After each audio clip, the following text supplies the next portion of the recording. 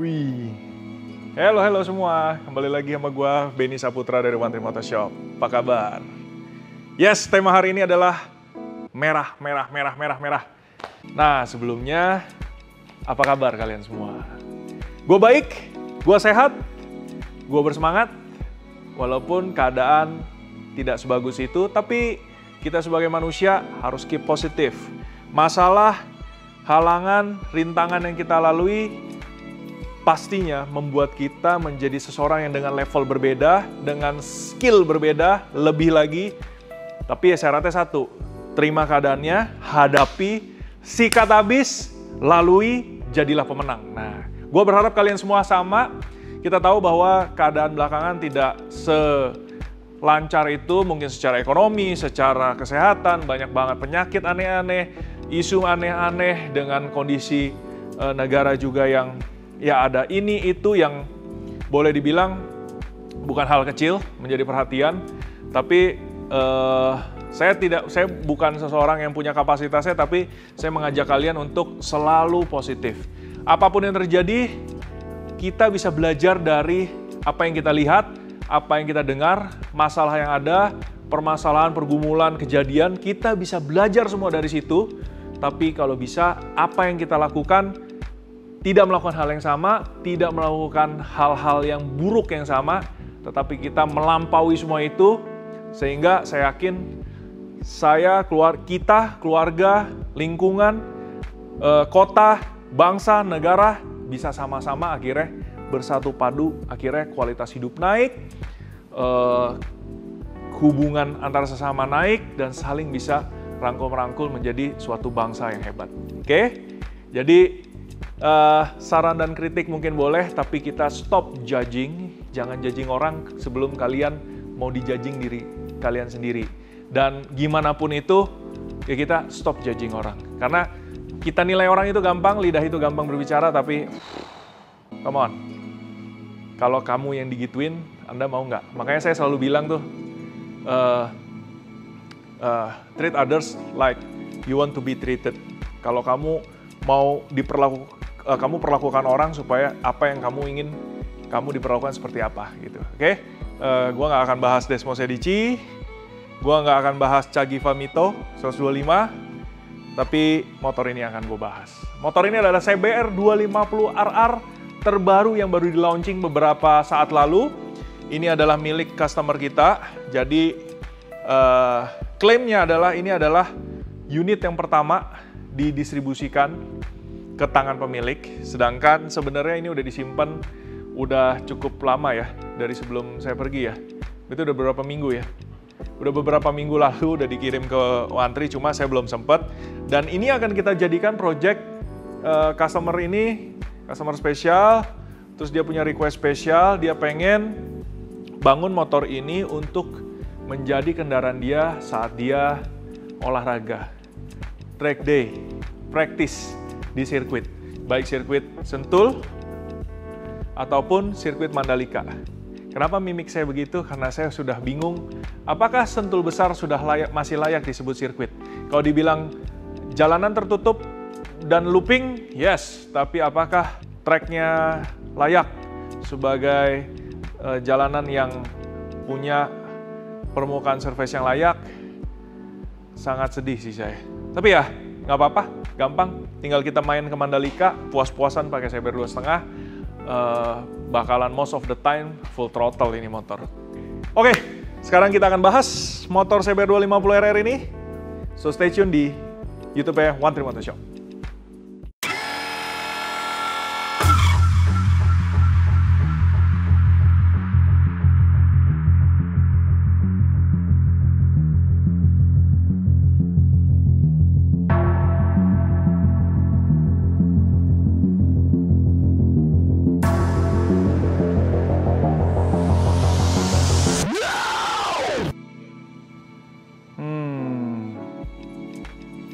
Oke, sudah gue perhatikan dengan seksama. So basically CBR 2,5 RR ini adalah, kalau gue boleh bilang ini facelift ketiga. No, facelift pertama. Karena kita tahu perjalanan CBR 250 RR Pertama kali keluar tahun berapa? 2016 akhir ya. 16 akhir kita ingat waktu itu heboh banget, dan kayaknya kita bikin pertama kali video di situ ya. Video tentang YouTube One Tree Motoshop itu pertama kali di Sentul tentang bahas CBR 2.5 ini. Betul nggak, Sat? Oh, bukan nama lo. Oke, tapi kelihatannya itu. Dan gue inget banget waktu pertama kali muncul, motornya fenomenal banget. Fenomenal dalam arti, saya bukan orang tipe yang ada motor baru, terus kita kemas, bla bla bla, supaya wah wah wah gitu. Saya nggak bisa. Kalau memang motornya bagus, bagus kita bahas. Kalau motornya, ya kita bahas, tapi ya, Jadi bagi saya integritas dan honesty itu nomor satu. Karena dengan dua ini Anda dikenal sebagai siapa. Karena kalau saya bahas semuanya baik, semuanya wah, semuanya apa, itu jadi kayak sebagai agen marketing atau saya ada udang di balik batu dari segalanya. Oke, intinya CBR 2.5 RR pertama 2016-an, habis itu saya ingat ada pembaharuan yang mungkin sedikit signifikan, yakni di versi yang CBR 2.5 RR SP, ya kan? Dengan tenaga lebih dan ada quick shifter, dan juga saya merasakan, waktu itu saya tes motornya, saya bisa merasakan bahwa mereka melakukan ubahan di mapping issue. Atau bisa juga mereka melakukan ubahan di camshaft. I don't know. Jadi saya nggak belek, saya nggak cari tahu. Saya based on, ini benar-benar saya barusan ngomong karena based on apa yang waktu itu saya rasakan. Jadi saya merasakan ada karakter berbeda dari mesin. Mesinnya jadi sedikit lebih kasar, garang, tapi memang lebih bertenaga, lebih cepat naik. Timing ignition-nya kayaknya dirubah, atau timing dari camnya dirubah. Pasti bermain di area itu. Oke, menarik, tapi bagi saya ya udah, itu hanya suatu perbaikan di yang sama. Dan di tahun ini, tepatnya berapa minggu lalu, akhirnya Honda meluncurkan Honda CBR 250 RR terbaru, di mana ada beberapa perubahan. Dibilang signifikan tidak, makanya namanya facelift. Jadi wajar-wajar aja. Apa yang bisa kita notice dari sini? Nah, kalau gue perhatikan, knalpot sama, footstep belakang sama, footstep depan semua sama, swing arm sama, cuma bedanya yang lama dikasih warna silver, sekarang warnanya powder coating black, jadi swing armnya jadi black. Suspensi belakang kelihatannya sama, atau kita nggak tahu kalau memang mereka merubah damping atau spring rate-nya atau apa, tapi kelihatannya sama. Dan ini adalah salah satu motor yang saya puji-puji di kelas 250cc 2-cylinder ya. Ini adalah salah satu motor yang saya sangat memuji engineering yang melakukan riset, development, dan berhasil diterapkan di motor ini, yakni suspensi dan chassis motor ini. Super, bener.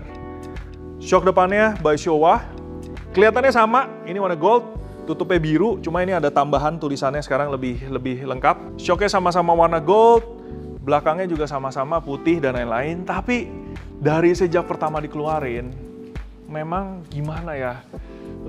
Lu udah sering terima motor, kalau lu baca berita, lu baca review orang, semuanya kesannya wah-wuh, tapi saat lu sebenarnya coba, sebenarnya ya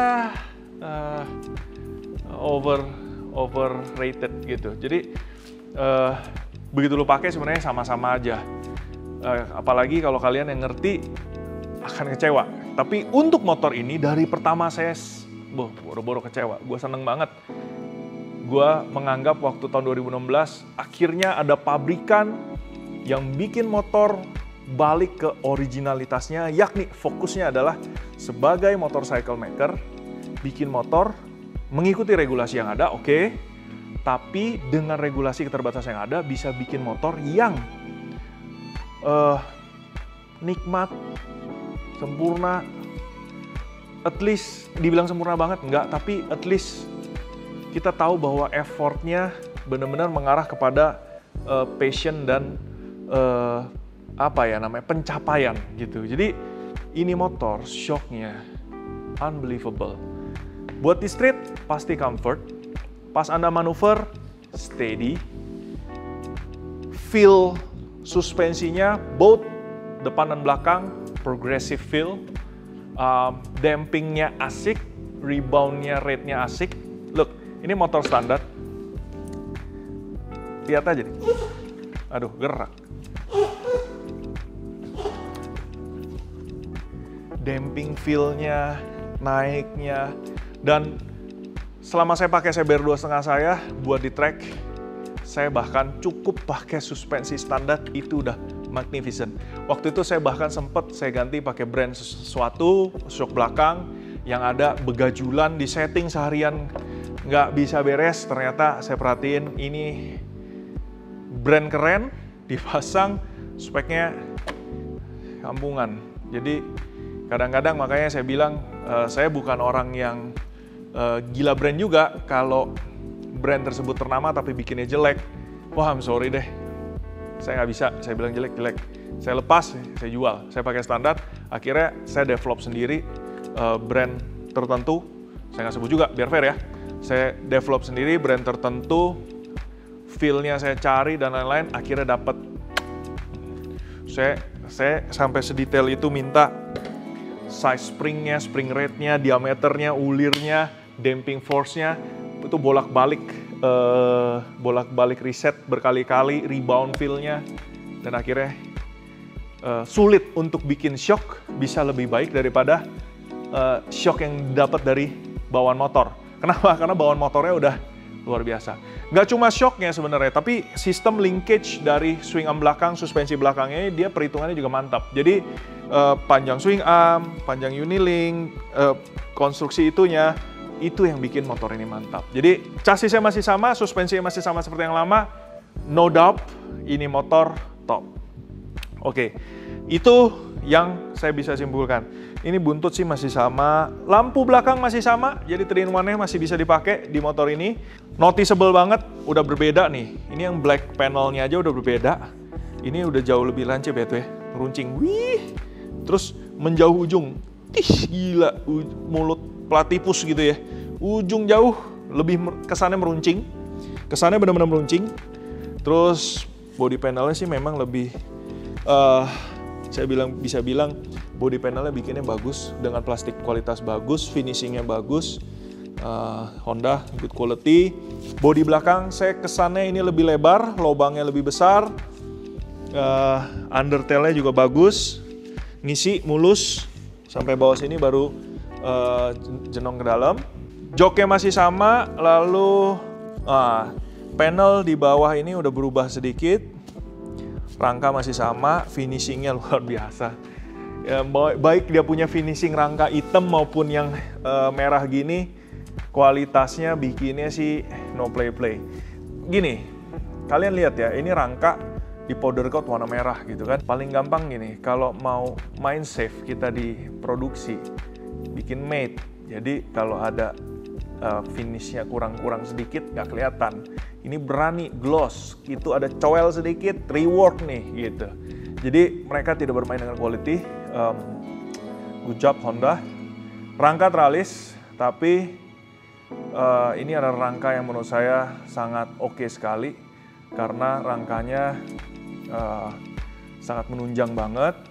Terus tangki, I think tangkinya masih sama, panel ininya masih sama, cuma panel yang di tengah nih, ini di upgrade berbeda sedikit. Bentuknya, motifnya berbeda sedikit, tapi dengan kualitas plastik material yang sangat baik. Keren. Lalu kita ke depan dulu. Windscreen, saya belum selidikin nih. Apakah windscreen-nya masih sama kayak yang lama? I think masih sama. Jadi kalau masih sama, kalian masih bisa mengganti windscreen pakai windscreen aftermarket yang sudah diadakan sebelumnya. Kita ada beberapa brand juga ya bisa. Ciri khas CBR 2,5, CBR 600 baru, CBR 1000 baru, windscreen-nya tuh kecil, lebarnya tuh kecil. Ya, kamu bisa lihat biasanya kalau zaman dulu apalagi windscreen besar-besar, jadi kayak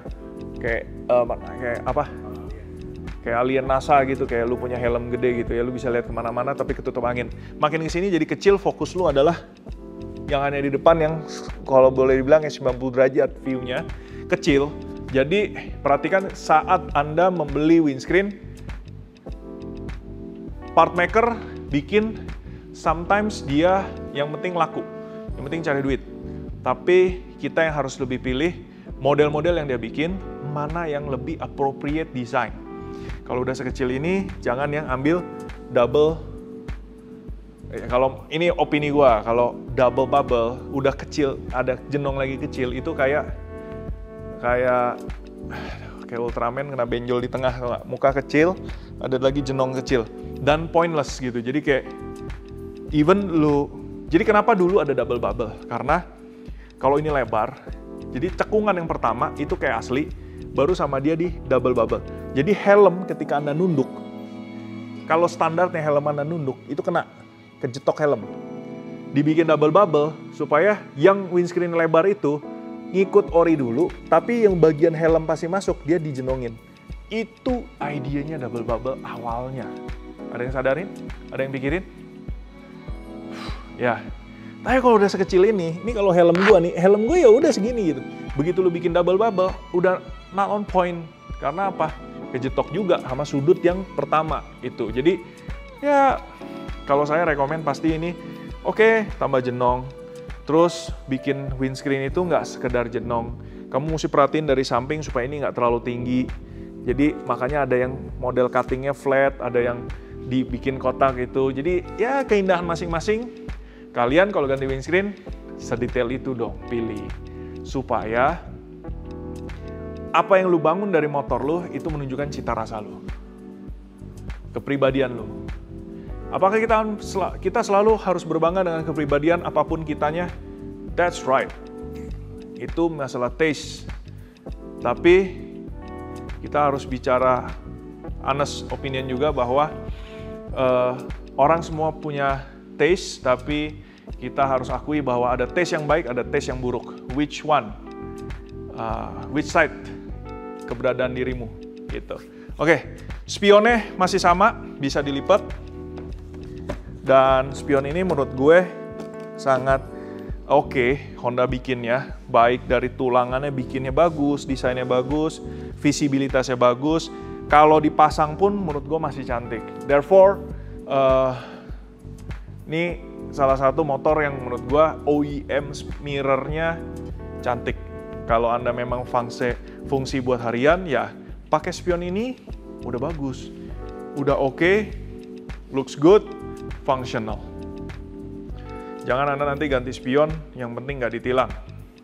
Ya itu balik lagi selera lu sih. Tapi ya safety saat Anda berkendara itu juga penting. Bukan hanya tentang keselamatan diri lu, tapi lu bisa menyebabkan kecelakaan untuk orang lain. Apakah Anda akan bertanggung jawab atas keselamatan orang lain tersebut? Itu yang harus selalu perhatiin. Nah, fender depan masih sama. Kalau gue lihat shock sama, kaliper sama. Mungkin warnanya aja berbeda nih. Ini warnanya kayak champagne gitu. Peleknya juga masih sama. Ini dikasih warna gold. Ini edisi yang warna merah putih. Peleknya gold, shocknya gold. Selang rem masih pakai rubber hose. Radiator sama. Disc brake juga sama, masih semi floating, is it? Ya, semi floating. Disc brake-nya ada plat ABS, dan yang terjadi perubahan besar adalah fairing. Dari batok depan sampai semua elemen ke samping itu yang berbeda. Jadi motor ini facelift tapi mostly di bagian tampilan. Facelift di bagian tampilan. Saya cuma menanya nih sama kalian. Kalau kalian sebagai smart buyer, what will you expect for motorcycle maker like Honda ketika mereka mengeluarkan suatu produk, habis itu besokannya dia bilang ada facelift dengan sometimes mereka kasih gimmick all new, pakai the new, di next level. Ini teori marketing. Tapi ya kita sadari bahwa dunia ini sudah mulai marketing, sudah melebihi daripada apa yang sebenarnya. Jadi not good juga ya. Kalau saya bilang, ini dibilang Facelift? Yes. Tapi faceliftnya mostly di bagian looks. Jadi sepertinya, apakah riset dari Honda untuk menaikkan penjualan Honda CBR 2.5 di kelas 250cc bahwa selama ini Honda itu kelihatannya ramping, kecil, bosen, dan lain-lain. Akhirnya bodinya dirampingkan, desainnya dirubah sedikit, dan lain-lain. Will it be enough for you, smart buyer? Ataukah kalian sebenarnya pengen kalau sudah sekian lama kita pengen, kita pengen ada facelift nih. Oke, faceliftnya seperti apa? Facelift apa yang Anda inginkan? Apakah penambahan fitur? Kan banyak ya di mobil motor, terutama di Japanese brand. Yang penting fitur. Terus saya pernah dengar sales dealer ngomong, bro, lu ke brand itu fiturnya cuma 8, di sini fiturnya 12. Sampai dihitungin, bro. Kalau masalah kayak gitu, fiturnya masalahnya tepat guna atau tidak. Kalau nggak tepat guna, ngapain dihitung? Tergantung perilaku orang masing-masing. Kalau lu nggak pakai semua itu, lu hitung nggak yang lu pakai. Oh, gue di sini pakai 2 fitur tambahan, di sini gue kepake only one. So the other 12 ya udah, it's a gimmick. Nah, kalau di sini gimana? Jadi kenapa sih saya ngomongin kayak begini? Saya nggak menjorokkan, cuma saya pengen mengajak kalian bahwa ini semua harus ditarik ke baseline. Bahwa kita sebagai user, buyer, kita pasti punya ekspektasi dan keinginan bahwa kebutuhan dan keinginan kita makin meningkat, sedangkan mereka yang berusaha punya industri di penyedia barang dan jasa seperti ini juga meningkatkan kualitas dan level, bukan hanya kuantitas ya, kualitas dan performansi dari semuanya itu. Jadi kalau saya jujur, makanya dibilang, kok Ben nggak ganti CBR 2.5-nya? What for? Beda body, beda tipis, which is ada beberapa elemen saya bisa upgrade CBR saya yang lama dan mungkin bahkan lebih daripada upgrade yang ada di motor ini. So, buat apa? Kejadian juga di ZX25R, terbaru ada RR dan lain-lain. Upgrade nggak, Ben? Saya lihat dulu motornya upgrade apaan. Oke. Kalau kayak begini doang ngapain? It's not a major change. It's not a things that saya nggak bisa replaceable atau saya nggak bisa replace, upgrade, dan lain-lain. Semuanya bahkan sudah saya upgrade di motor saya. Jadi, I think my bike still even higher level than what they do. Jadi ya, no need to be sell my bike and beli yang baru. Kayaknya nggak perlu gitu. Jadi kalian juga perlu wise. Jangan apa-apa baru beli. Jangan-jangan cuma pengen disebut-sebut sultan dan pengen ditepukin tangan orang sebelah. Ya itu masing-masing kalian deh kalau ada yang pengen selalu dipuji-puji. Tapi apapun yang kamu lakukan, baiknya cintailah dirimu sendiri, dengarlah dirimu sendiri untuk dirimu sendiri dulu. Bukan tentang untuk orang lain lah. Atau jangan-jangan kalau lu minta pujian, jangan-jangan lu cuma pengen ada udang di balik batu nih. Trader ya? Nggak, udah. Analogikanya, saya merasa bahwa chief engineer yang melakukan ubahan di motor ini lebih fokus kepada penyegaran dari tampilan, fairing kelihatan sekali dibikin jauh lebih gembung daripada yang lama.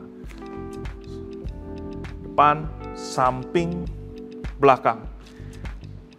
Nggak banyak sih, saya prediksi mungkin ini 1 sampai 1,5 cm per sisi, tapi memang ini membuat motor ini kalau Anda lihat dari sisi samping, dari atas, apalagi orang awam. Wah, ini motor besar ya. Dan saya nggak menyalahkan alasan seperti itu, karena banyak orang awam di Indonesia saat Anda membeli motor, Anda melihat fisik tanpa Anda melihat mendalami pengetahuannya. Sehingga sometimes kayak, ini motor besar.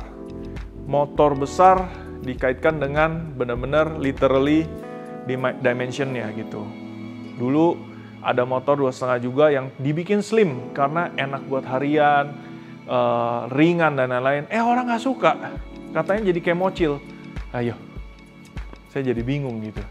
Kenapa harus ada penggolongan mocil, motor besar dan lain-lain dari dimensi lagi?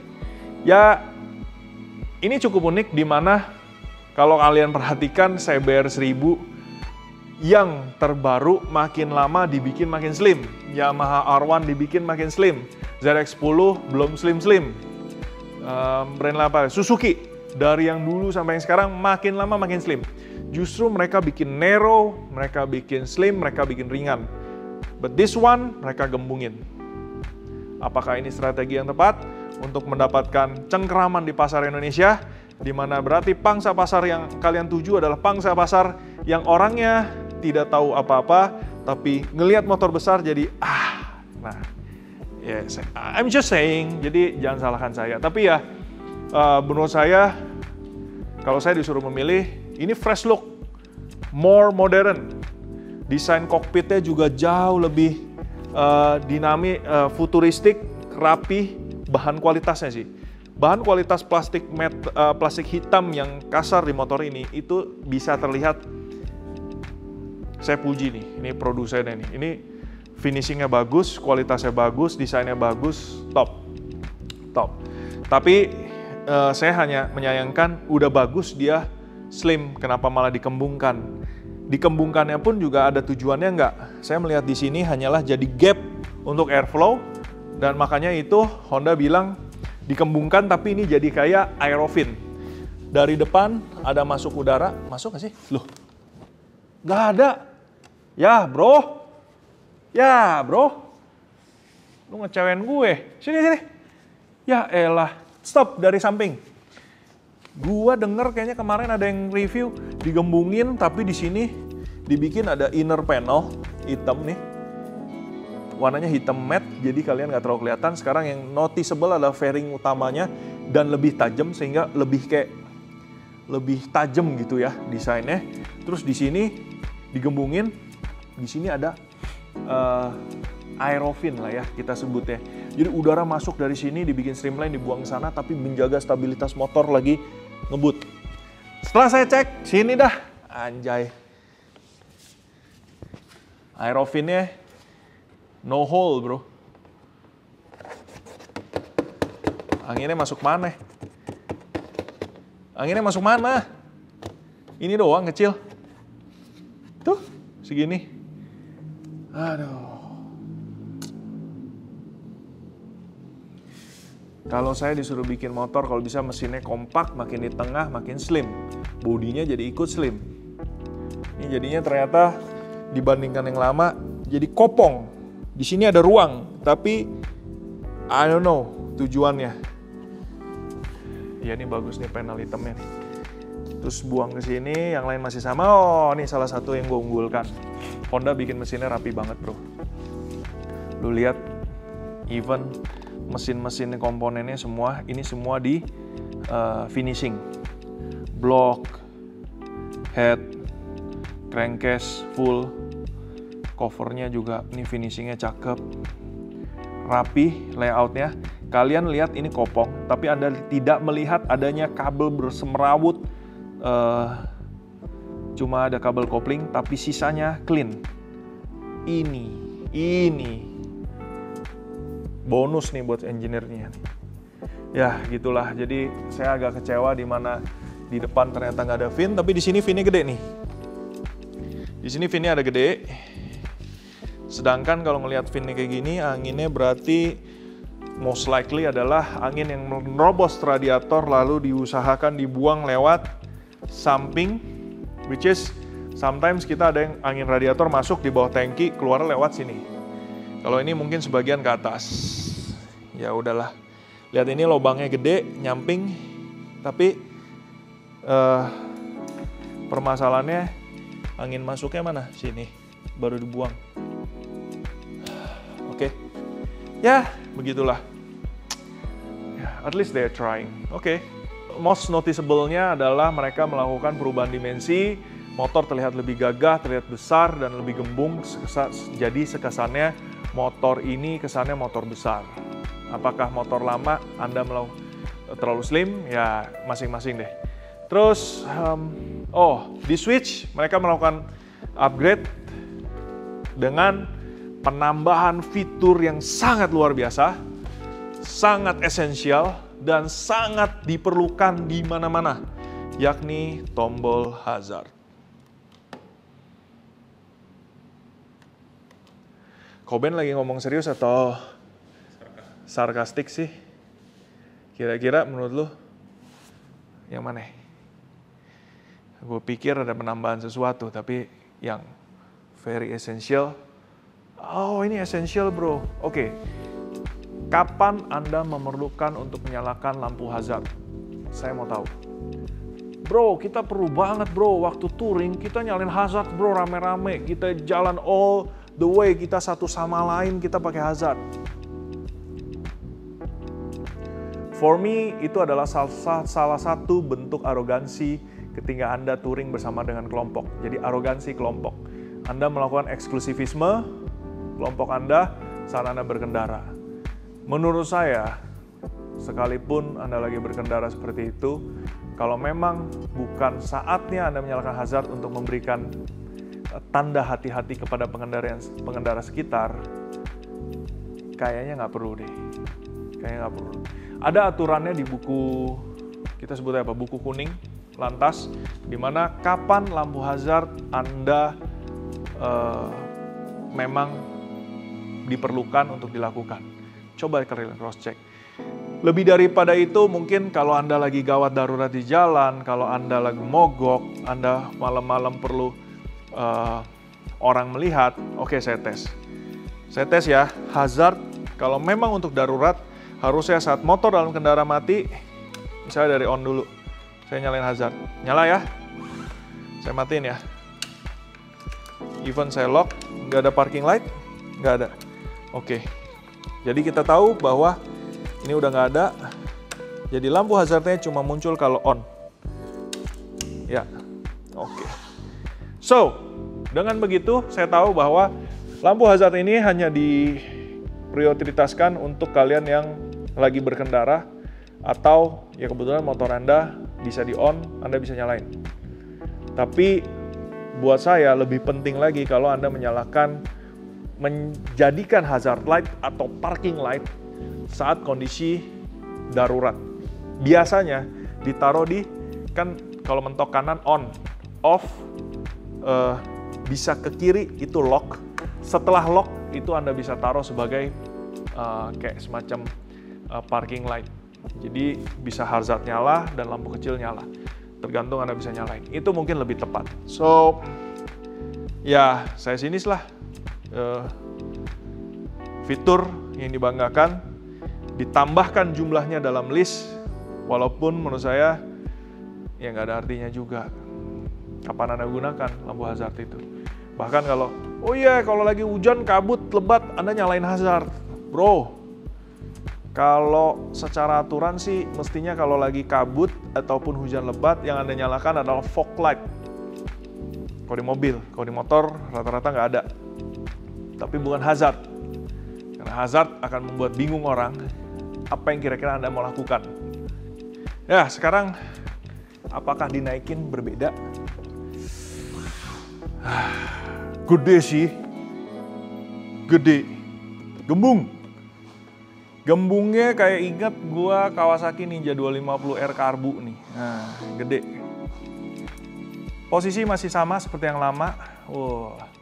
Light sport bike. Seatnya dibilang empuk. Oke, empuk, absorb, tapi konturnya enak. Ya masih seperti yang lama lah. Ini Honda bagus. Gue lihat di kaca situ, wih ganteng. Ini emang salah satu favorite, my favorite. CB 2,5, posisi ergonominya asik banget. Joknya, tingginya saya 180 derajat, 180 derajat. Saya tinggi 180 cm, kakinya nampak banget. Posisi kaki di bawah, nyaman buat harian. Kalau Anda yang mau pakai memang sporty ride, udah pasti ganti footstep. Tapi buat harian oke. Ini motor memang motor sport, jadi sedikit nunduk, tapi memang tidak separah kalau Anda pakai 600 atau 1000 cc-nya. Lalu triangle ergonominya ini saya merasa sangat nyaman. Walaupun punggung sedikit nunduk, tapi sebenarnya ini nyaman sekali. Back supportnya enak, lebar daripada bahu ke Ini enak, bukaan setang, sudut derajatnya enak. Nah ini perhatiin ya, Anda kalau ganti setang aftermarket juga jangan sembarangan. Nanti kena mentok itu, nanti ditutup masuk, dibuka lebar dan lain-lain. Pegel. Kadang-kadang bengkel atau toko aksesoris maksain masang barang, akhirnya sedapat-dapatnya aja, yang rugi adalah orang yang bayar. Saya sangat tidak setuju dengan itu. Jadi kalau Anda bayar ganti stang, harus upgrade secara ergonomi utamanya, bukan karena menghindari master rem mentok, sudut tegak lurusnya dipaksain, ya cuma ada ini gitu. Jangan bro, mendingan pakai yang standar daripada lu paksain yang kayak gitu-gitu. Jadi posisi kenyamanan berkendara adalah menjadi yang paling utama. Sudut buka, tegak lurus, lebar setang itu poin utama untuk kualitas Anda berkendara dan kesigapan Anda saat gerak bodi. Gerak bodi Anda handling kendaraan. Saya rasa kurang lebih masih sama yang lama dan merupakan motor yang sangat istimewa. Ih, ganteng banget nih motor. Nah, saya pengen komparasi sedikit dengan motor CBR 250RR milik saya yang saya beli tahun 2016. Kilometernya saat ini adalah 1.200. 1.200 km itu boleh dibilang 1.200 kilo ya. Berarti sekarang 1.400, 1.200 kilonya dipakai di track only. Jarang dipakai, tapi saya sangat sayang sama motor ini karena menurut saya motor ini memberikan pengalaman berkendara yang sangat spesial yang tidak bisa dideliver dengan motor-motor lain yang bahkan motor lebih baru. Itu. Jadi bakal menjadi simpanan. Oke, saya compare ya. Motor yang lama sama yang baru. Oke, ini adalah CBR 250RR 2002 terbaru dan ini adalah CBR 250RR 2016 milik saya. Anda bisa notice gak? Coba, lu lihat, kasih lihat yang itu sama yang ini. Ini slimmer, lebih slim, bukan hanya masalah permainan warna. Dari lu naikin langsung, I know ini slim. Ya, ini slim. Yang ini besar, fairingnya terutama. Oke, suspensi, komparasi, geometri semua ergonomi, geometri, posisi duduk semua.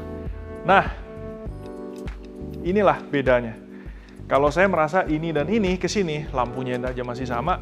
Jadi yang lebih membedakan adalah lebih kepada penampilan, fairing. Ganti kulit, ganti baju, pergi ke salon, operasi plastik. Inilah hasilnya. Nah, di sini saya bisa lihat bahwa, oh iya nih, bener nih. Windscreen kayaknya lama sama baru sama, replaceable. Jadi, windscreen aftermarket lama bisa dipakai di baru. Ini salah satu windscreen yang saya pakai. Ini kayaknya hot bodies ya. Ini hot bodies, clear, tapi lebih tinggi. Sehingga, karena saya punya masalah kalau pakai standar, helm turun, kena helm. Kalau ini udah enggak, karena dia lebih tinggi. Terus ya tentunya anginnya jadinya lebih ke atas helm. Upgrade-nya udah banyak motor ini. Dan dibilang banyak, tapi sebenarnya enggak. Yang pasti ini pas buat, ini lagi di mode buat dipakai di jalanan. Terakhir dipakai sama Bro Afdu di acara ke Bandung. Ya. Terus di Jakarta juga, San Mori di Jakarta. Dan udah lama belum jalan lagi. Nah, kelihatan banget lebih slim, looks-nya similar. Kalau diperhatiin baru Anda bisa merasa bedanya. Jadi banyak part dari yang lama yang bisa di-applicable ke CBR 2.5RR yang baru. Saya yakin banyak dari kalian yang juga, sebagian dari kalian ambil motor CBR 250RR yang baru ini. Dan hanya, oke, sekalian kita bahas lah. Apa aja sih yang bisa kita sematkan dan apa kira-kira gunanya. Coba, oke. Yuk, close up. Di motor ini, saya udah ganti windscreen. Ini windscreen dari Hot Bodies USA. Warnanya clear, ada juga yang warna smoke, I think. Ya, ada yang smoke, ada yang clear. Terus saya pakai bodi depan, konsepnya ini saya karbon. Karbonnya replacement, jadi standarnya saya simpen. Ini karbon vakum replacement dengan finishing anti UV. Kenapa anti UV? Karbon itu kalau lu nggak finishing pakai dengan PU dan anti UV, dia lama-lama bisa kusam, keriting, kuning, ya tergantung dari resin juga gitu. Dan pemasangannya juga ini presisi jadi enak. Terus saya suka dengan ini nih, kalau yang di lama apa sebutnya, cocor bebek, ya bibir bawah lah apalah ya, dibilang fin-finan, pokoknya saya sih nggak suka ya. Tapi ya itu, saya suka dengan detail itu. Karbon depan, fendernya saya ganti karbon juga dari Project One, karbonnya. Terus masih sama, bisa di aplikasi yang baru. Untuk wheels, dulu memang saya sempat pakai OZ Racing, tapi waktu itu karena habis diambil sama customer, saya lalu pakai koleksi pelek lama saya, yakni Gelspeed. Ini Gelspeed Type S kalau nggak salah. Palang 5, saya repaint, warnanya warna kesukaan saya, champagne, glossy. Disc brake saya pakai Brembo. Ini yang size saya agak lupa, ini 310 kayaknya. 310 apa 320 ya, disc brake. Karena disc brake Saber 2,5 itu sama dengan disc brake Saber 600 dari sisi PCD-nya dan juga floating. Size baut memang sedikit beda, itu karena jenis bautnya. Tapi konsepnya sama, jadi ini sama kayak Saber 600 dan CB 1000R.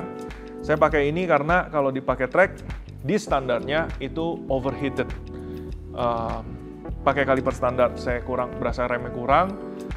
Saya pakai Brembo dengan kampas sinter, disc brake-nya kalah, akhirnya ganti dengan matchingannya yakni Brembo Super Sport. Jadi udah balance, terus shock depan saya nggak pernah apa-apain, udah oke. Radiator saya ganti, nanti kita bahas.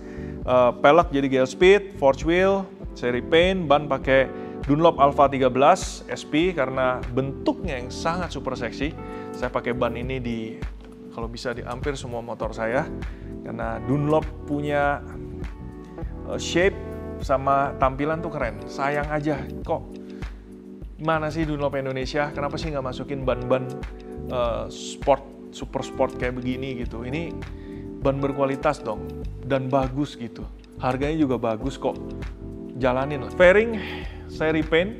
Kalau kalian yang tahu, saya udah ganti warna beberapa kali. Dulunya saya hitam, saya sempat bikin jadi hitam putih. Habis itu saya ganti lagi jadi abu orange, dan terakhir saya balik hitam. Oh no, hitam motif HRC. Saya ganti lagi terakhir karena naksir dengan BMW M4 terbaru G82 atau M3 G80 warna Sao Paulo Yellow. Karena mobilnya nggak kebeli, jadi motornya gue cat ulang pakai warna Sao Paulo Yellow. Gue cat di tempat teman kita, Bavaria Mersindo ya, Bavarian pokoknya, di daerah-daerah Ciledug situ. Catnya bagus, ini warna Sao Paulo Yellow, cakep kan padu-padannya, fresh, up to date, warna-warna zaman sekarang, tapi masih masuk semua. Hitam gloss, campurannya hitam gloss, karbonnya minim, jadi aksen sporty dengan pelek itu. Jadi bahas motor gue ya. Ini kayak lagi ceritain motor gue bangga sama motor gue dan gue happy. Oke, apalagi ubahannya? Selang radiator. Kita ada selang radiator dari Project One untuk Saber 2,5. Kita ada bikin, jadi warnanya merah, biru, kuning. Ini selang radiator berbahan silikon dengan double stitch. Tujuannya adalah dengan suhu panas dan dengan pressure tinggi. Kalau yang standar lebih lembek dan bisa porosity atau pecah. Kalau ini enggak, dan juga sportier looks. Radiator memang saya ganti karena motor ini performance-nya udah di-upgrade.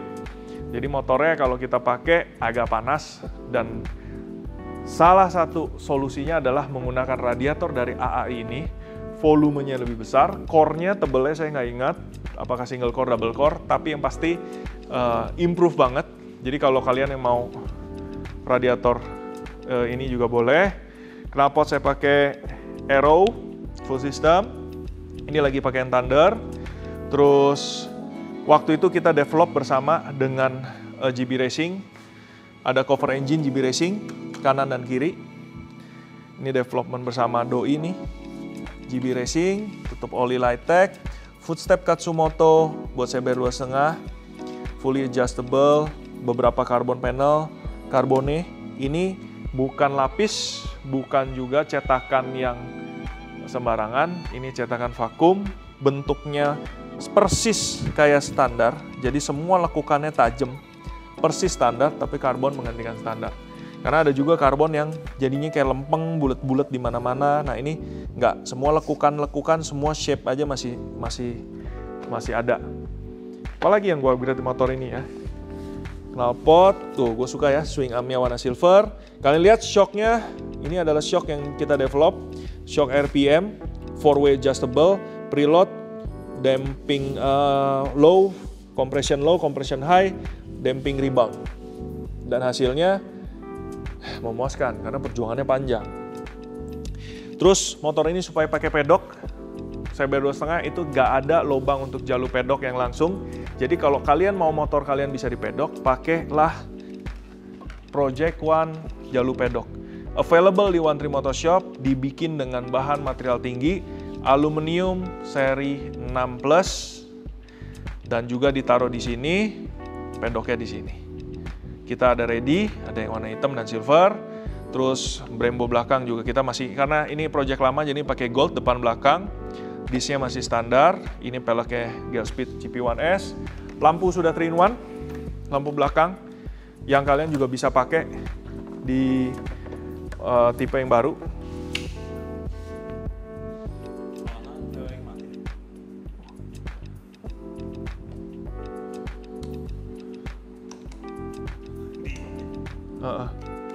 Nggak apa-apa. Oke. Terus Delta ID dari RNG, pakai single seater. Ini single seaternya sama nggak ya? Sama lah, single seaternya sama, masih. Terus, nah ini cockpit nih. Di sini ada, di bagian panelnya beda sama yang baru, tapi ini dari karbon. Segitiga, kita pengen yang looks-nya bagus, desainnya menawan, looks-nya rigid, sturdy, tapi lightweight. Jadi konsepnya seperti ini, modelnya, finishingnya juga cakep, dan semuanya masih bekerja sangat baik, kuncinya dan lain-lain.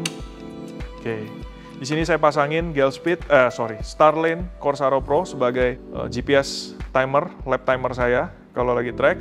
Grip saya pakai Ariete, lever guard dari Lightech, karbon dengan black. Master rem saat ini lagi pakai Corsa Corta 19, which is menurut saya ini overkill, gerakannya terlalu pendek. Ini sebelumnya sebenarnya bukan pakai ini, sebenarnya saya pakai Gelspeed, cuma waktu itu ada customer yang lebih membutuhkan Gelspeed sehingga Corsa Cortanya dikasih saya, diambil Gelspeednya.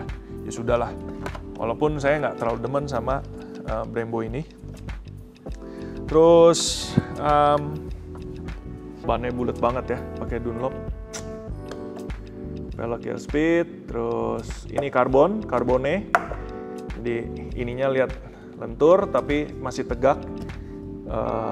Cetakan vakum, ini produk yang sangat berkualitas.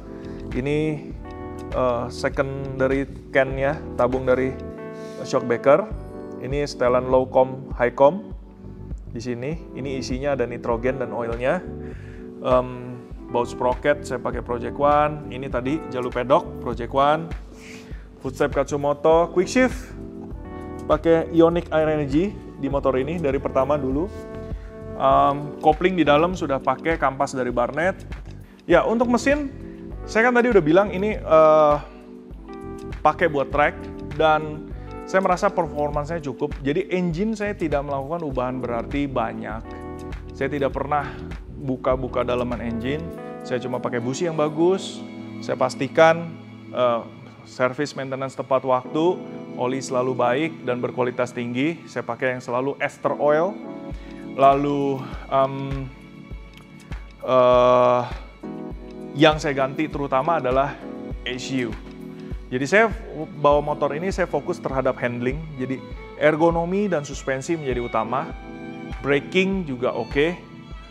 Kalau engine performance, saya cukup di motor ini ada mengganti ECU dengan ECU E-Racer RC1 yang udah di-tune juga.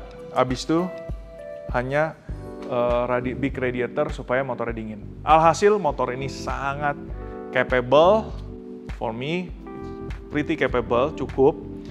Yang penting dipakainya puas. Kalau disentul dulu pas zaman main ya, kita kan disuruh kalau nggak salah sempet sejam gantian mobil, sejam gantian motor dan lain-lain. Saya bisa pakai motor ini sejam nggak keluar-keluar. Bahkan kalau sorenya gitu saya bisa keluar hanya satu kalau motornya udah mulai mogok karena bensinnya habis. Segitu nyamannya kalau Anda bangun motor nyaman, nikmat, saat Anda bawa Anda fokus dengan gaya berkendara dan fokus tujuan rather than how to handle the bike gitu. Ya gitu aja sekilas. Jadi video ini utamanya saya mau bicara tentang New CBR 250R dan juga kasih insight, perbedaan, dan juga perubahan, beberapa opini pribadi saya, review dari saya. Dan kalau Anda yang tidak setuju, ada saran dan kritik, silakan tulis di kolom komentar. Karena YouTube itu tidak disunting oleh siapapun, melainkan saya sendiri juga. Jadi perbedaan pendapat pasti bisa terjadi. Kalau kalian ada pendapat, silakan utarakan saja. Yang pasti, jangan pakai momen ini untuk berantem. Nggak ada faedahnya. Kalau memang saya ada salah, kasih tahu, jadi kita perbaiki. Tapi kalau ada opini kalian, kita mungkin bisa diskusi mencapai satu set di mana, oh iya ya, tengah-tengahnya gimana. Why not? YouTube gitu. Jangan selalu anggap bahwa apa yang dikatakan orang di dalam YouTube itu 100% benar. Saya bisa mengatakan apapun di YouTube ini, dan kalau Anda merasa itu benar, gawat bro. Gawat, apalagi tahun depan mau pilkada pemilu. Lu nonton YouTube, aduh jangan deh. Cek. Hati-hati dengan hoax. Hati-hati dengan, isu-isu yang ya hoax yang bikin hasutan. Hati-hati dengan hasutan. Saya di sini berbicara tidak mengarah ke siapapun. Saya tidak mau negara ini, bangsa ini diacak-acak oleh kepentingan orang-orang tamak, serakah, dan membabi buta. Caranya gimana? Apakah kita harus habiskan orang-orang ini? Tidak. Kita punya ketahanan nasional, kita punya pendirian, kita punya otak, kita punya kecerdasan. Orang-orang inilah yang justru kita, nggak mempan. Lu boleh mencoba hasut lewat berbagai media, tapi kita yang tahu diri kita yang tahu bangsa kita, jadi kita tahu mana yang benar, mana yang salah. Jadi jangan gampang panas, hati-hati hasutan, hati-hati hoax. Kita sebagai bangsa negara harus, demi kita semua, kita gandengan tangan. Oke? Cocok ya? Oke, thank you for watching. Gua undur diri. See you on the next video. Dan mohon maaf bila kita belakangan lama tidak membuat video karena basically saya bukan seorang yang 100% sebagai content creator. I'm not.